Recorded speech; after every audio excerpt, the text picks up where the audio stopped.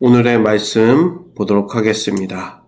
마태복음 17장 14절에서 23절입니다. 그들이 무리에게 이르매 한 사람이 예수께 와서 꿇어 엎드려 이르되 주여 내 아들을 불쌍히 여기소서. 그가 간질로 심히 고생하여 자주 불에도 넘어지며 물에도 넘어지는지라. 내가 주의 제자들에게 데리고 왔으나 능히 고치지 못하더이다.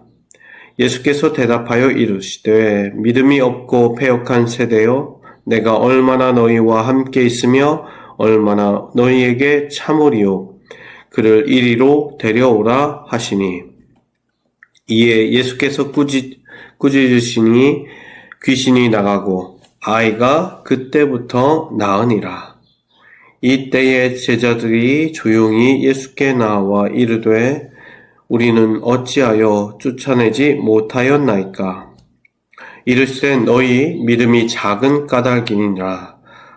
진실로 너희에게 이르노니 만일 너희에게 믿음이 겨자씨 하나만큼만 있어도 이 산을 명하여 여기서 저기로 옮겨지라 하면 옮겨질 것이요 또 너희가 못할 것이 없으리라. 갈릴리에 모일 때에 예수께서 제자들에게 이르시되 인자가 장차 사람들의 손에 넘겨져 죽임을 당하고 제3일에 살아나리라 하시니 제자들이 매우 근심하더라. 아멘.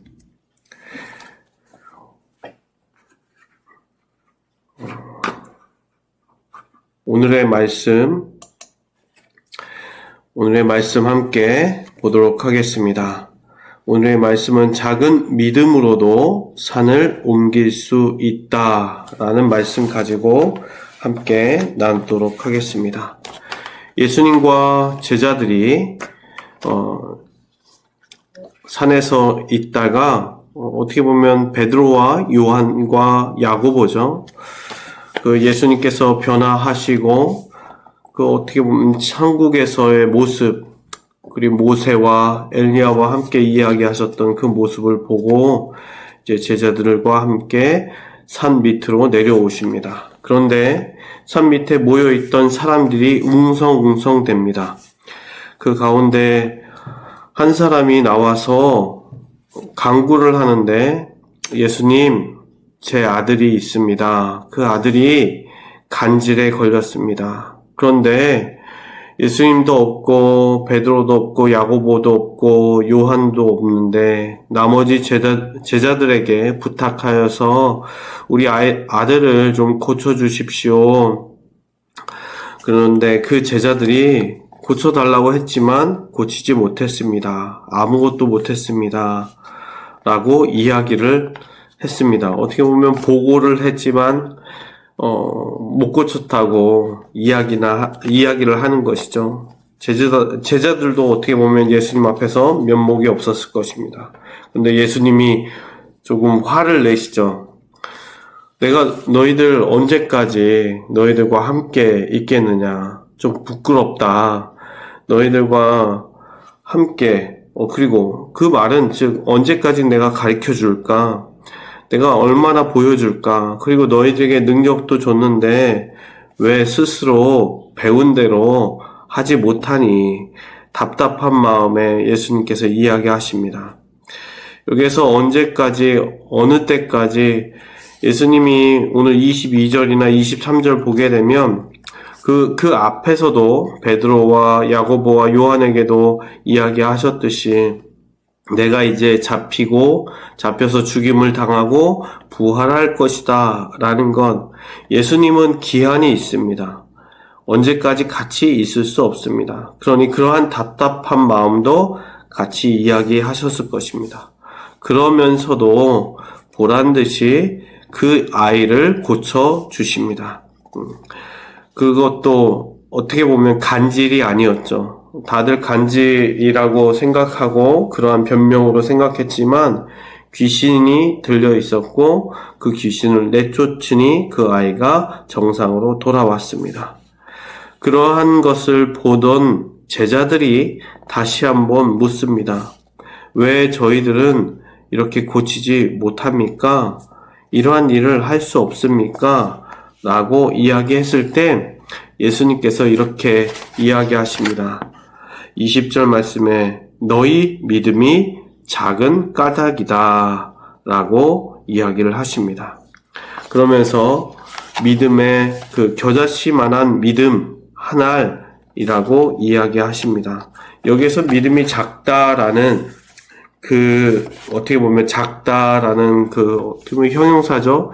그런데 그것은 크기나 양을 얘기하는 것이 아닙니다. 작다, 적다, 그 크기가 아니라, 원어를 보면, 옆에 이제 저희가 영어를 보더라도 meager라는 단어인데, 그것은 좀 부족한, 약한, 그러니까 에너지가 없는 거예요.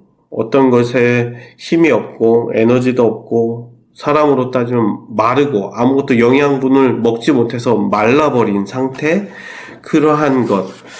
그렇게 이야기한다면 믿음에 생명력이 없는 겁니다. 힘이 없고 부족하고 연약한 상태, 믿음이긴 한데 어떻게 보면 껍데기만 싹 말라가지고 다 비틀어져 있는 상태, 믿음이 힘이 없는 거죠. 믿음을 발휘할 수 없는 믿음이다 라고 이야기하십니다. 그러면서 너희들은 겨자씨와 같은 겨자씨의 아주 작은 겨자씨인데 그 안엔 생명이 있어서 심겨지면 아주 큰 나무가 되듯이 작지만 거기 안에 생명이 있기 때문에 힘이 있기 때문에 에너지가 있기 때문에 그러한 믿음이 되어야 한다.